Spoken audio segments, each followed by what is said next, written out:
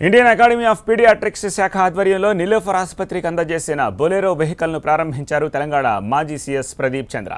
వివిధ పాఠశాలల్లో చదువుతున్న విద్యార్థులకు అన్ని విధాల ఆరోగ్య సమస్యలపై ఆరోగ్య శిబిరం కోసం ఈ వాహనం దోహదం చేస్తుందన్నారు ఆయన.